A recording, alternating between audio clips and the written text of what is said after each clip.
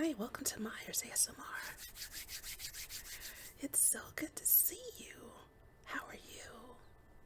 Hey, did you know that as you focus on what you don't want, more and more of it comes because this is a vibrational universe? Yeah, as you focus on what you don't want, more and more of it comes because this is a vibrational universe. Have you ever heard that what you think about, you bring about? Well, then it's probably better to think more about what you actually want, right? So that you can bring that about. Well, look what I brought about today. This chili that I just whipped up really fast from Scratchity Scratch. I didn't fill the bowl because I'm not exactly that hungry. You know how you just want a taste of something, but I didn't have a smaller glass bowl because I wanted you to be able to see what I'm eating and what I made. And I haven't even tasted it yet, so I don't know if it's even good. But and I made it with ground turkey and chickpeas because I didn't have regular beans, but I had all these bags of chickpeas. So this is my first time cooking chickpeas. Let's see how I did. I think it's still hot.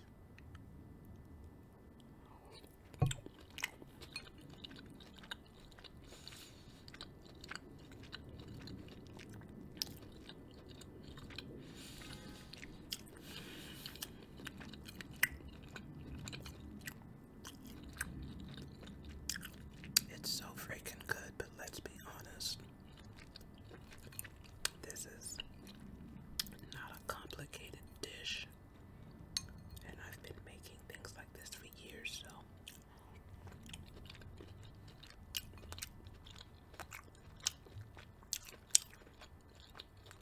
this is such a good sauce. You know, the sauce is everything.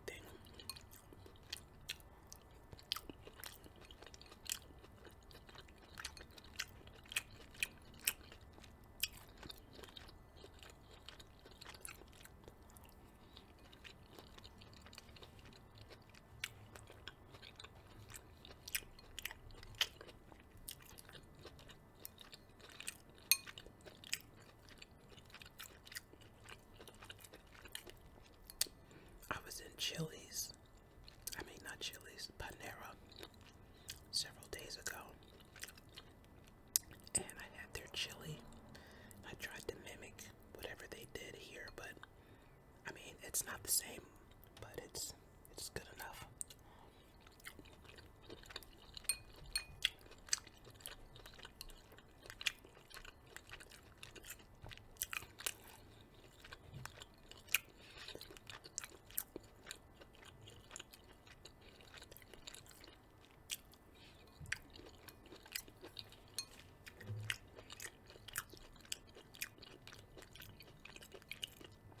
They didn't have such big chunks of meat like I have.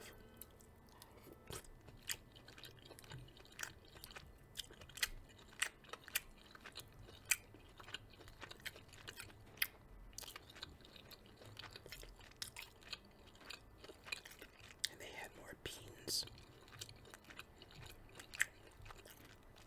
I think they had kidney beans.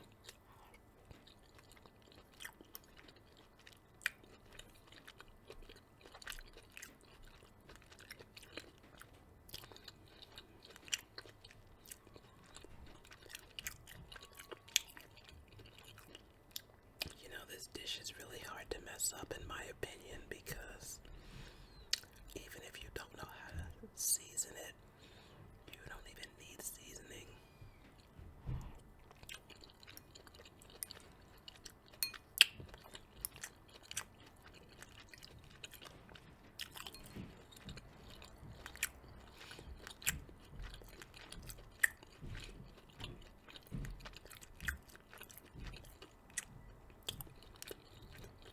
I put a dash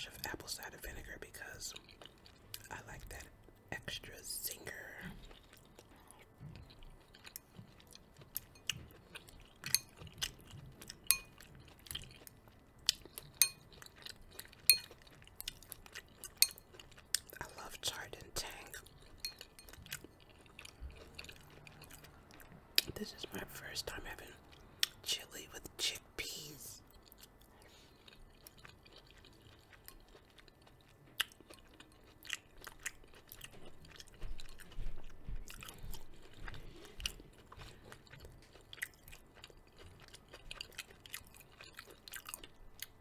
I mean, my only real complaint really is that I didn't chop up enough bell pepper and onion.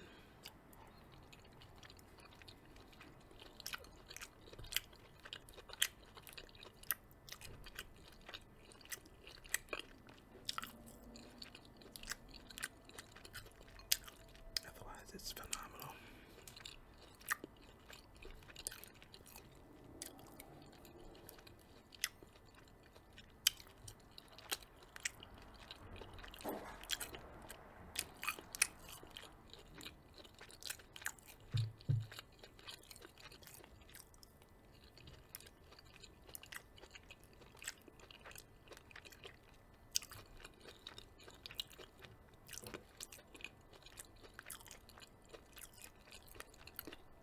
It has just the right hint of cayenne pepper.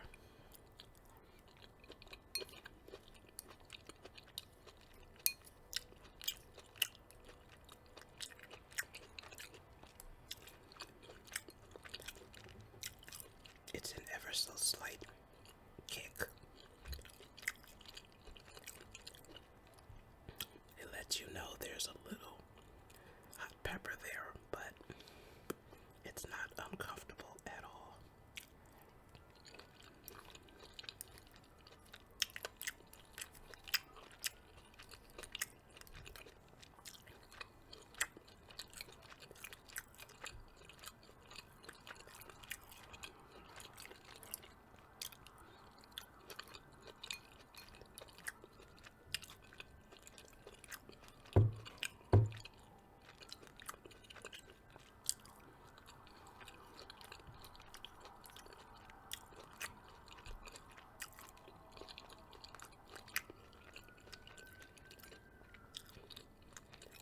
I put oregano.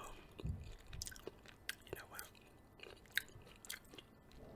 I could get another bowl, but I want to save it for my lunch.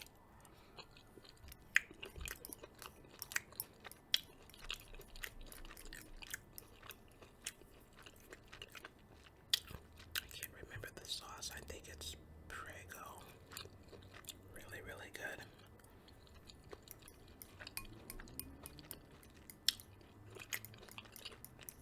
Prego traditional.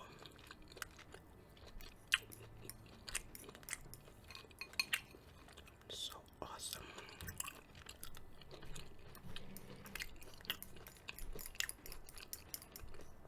And of course you can add rice if you want to make it bigger and fuller.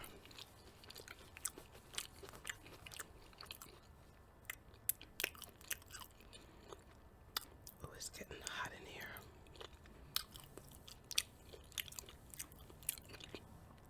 I get that way when I eat.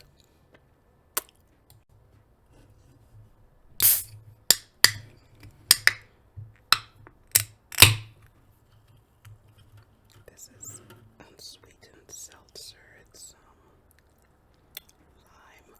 We drink these a lot at work.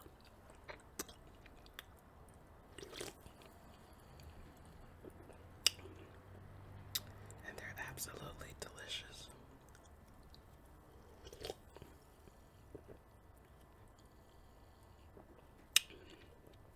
And if you're a fan of soda,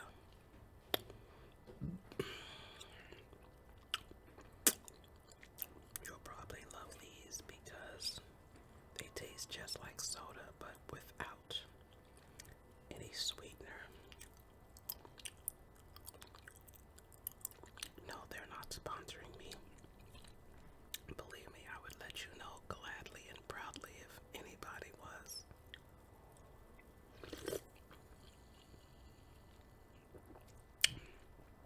But there's no reason for me not to let you know what I'm drinking. It takes nothing away from me to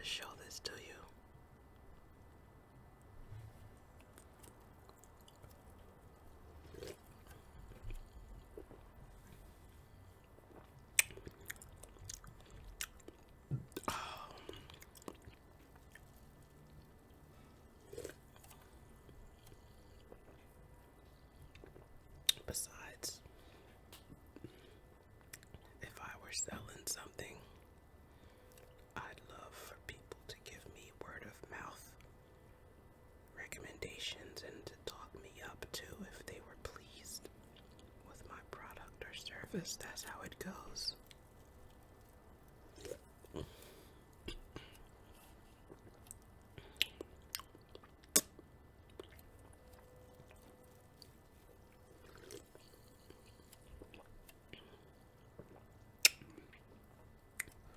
Oh, these are so good. And I'm not a soda drinker because of the sugar, but those I can drink. Well, let's get back to this great book called The Great Gatsby. Oh, look how far I've come. I'm like halfway through. I'm really proud of myself. You know, when a book is good, like you don't even realize how quickly you get through it.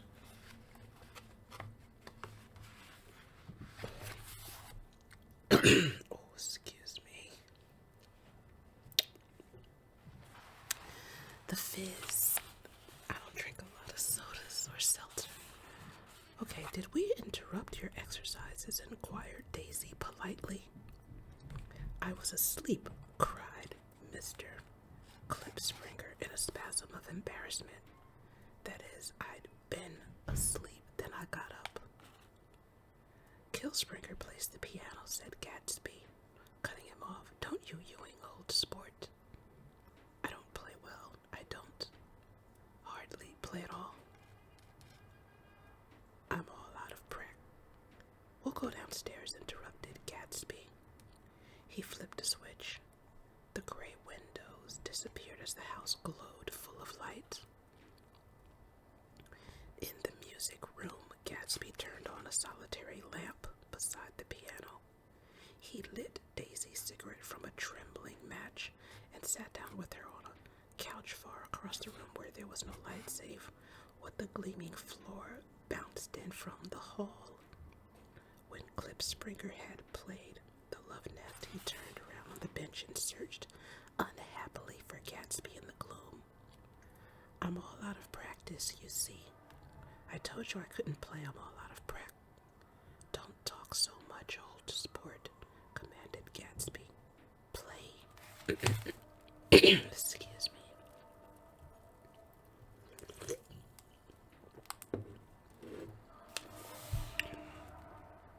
In the morning, in the evening, ain't we fun? Outside the wind was loud and there was a faint flow of thunder along the sound. All the lights were going on in West Egg now.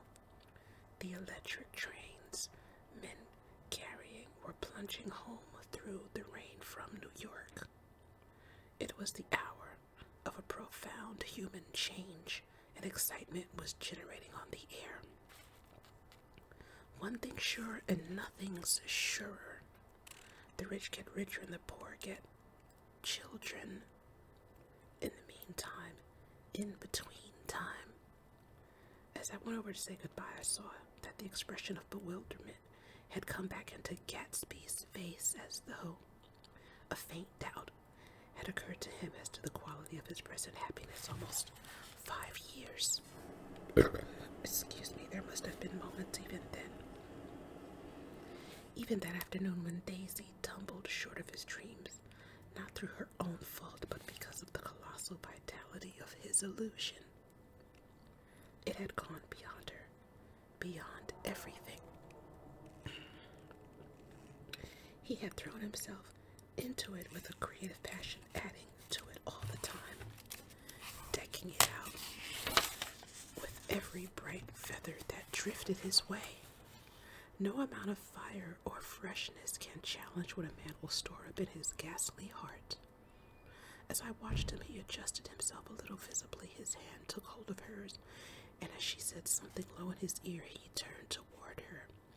With a rush of emotion, I think that voice held him most, with its fluctuating, feverish warmth, because it couldn't be overdreamed. That voice was a deathless song. They had forgotten me, but Daisy glanced up and held out her hand. Gatsby didn't know me at all. I looked once more at them, and they looked back at me remotely, possessed by intense life. Then I went out of the room and down the marble steps into the rain, leaving them there together. Chapter 6. About this time, an ambitious young reporter from New York arrived one morning at Gatsby's door and asked him if he had anything to say. Anything to say about what? Inquired Gatsby politely. Why, any statement to give out. It transpired after a confused 5 minutes that the man had heard Gatsby's name around his office in a connection which he either wouldn't reveal or didn't fully understand. This was his day off, and with laudable initiative he had hurried out to see. It was a random shot, and yet the reporter's instinct was right. Gatsby's notoriety, spread about by the hundreds who had accepted his hospitality and so become authorities upon his past, had increased all summer until he fell just short of being news. Contemporary legends such as the underground pipeline to Canada attached themselves to him, and there was one persistent story that he didn't live in a house at all, but in a boat that looked like a house and was moved secretly up and down the Long Island shore. Just why these inventions were a source of satisfaction to James Gatz of North Dakota isn't easy to say. James Gatz. That was really, or at least legally, his name. He had changed it at the age of 17 and at the specific moment that witnessed the beginning of his career, when he saw Dan Cody's yacht drop anchor over the most insidious flat on Lake Superior. It was James Gatz who had been loafing along the beach that afternoon in a torn green jersey and a pair of canvas pants. But it was already Jay Gatsby who borrowed a rowboat, pulled out to the Tuolumne, and informed Cody that a wind might catch him and break him up in half an hour. I suppose he'd had the name ready for a long time. Even then, his parents were shiftless and unsuccessful farm people. His imagination had never really accepted them as his parents at all. The truth was that Jay Gatsby of West Egg, Long Island, sprang from his platonic conception of himself. He was a son of God, a phrase which, if it means anything, means just that, and he must be about his father's business, the service of a vast, vulgar, and meretricious beauty. So he invented just the sort of Jay Gatsby that a 17-year-old boy would be likely to invent, and to this conception he was faithful to the end. For over a year he had been beating his way along the south shore of Lake Superior as a clam digger and a salmon fisher, or in any other capacity that brought him food and bed. His brown, hardening body lived naturally through the half-fierce, half-lazy work of the bracing days. He knew women early, and since they spoiled him, he became contemptuous of them, of young virgins because they were ignorant, of the others because they were hysterical about things which in his overwhelming self-absorption he took for granted. But his heart was in a constant, turbulent riot. The most grotesque and fantastic conceits haunted him in his bed at night. A universe of ineffable gaudiness spun itself out in his brain while the clock ticked on the washstand and the moon soaked with wet light his tangled clothes upon the floor. Each night he added to the pattern of his fancies until drowsiness closed down upon some vivid scene with an oblivious embrace. For a while these reveries provided an outlet for his imagination, They were a satisfactory hint of the unreality of reality, a promise that the rock of the world was founded securely on a fairy's wing. Well, isn't that some rich prose? Just making a mark where I'm gonna pick up the next time. Hey, remember that as you focus on what you don't want, more and more of it comes, because this is a vibrational universe. As you focus on what you don't want, more and more of it comes, because this is a vibrational universe. Hey, if you like what I'm doing here, like and subscribe, donate to the cause. Catch me in the next video, and may you find lasting happiness.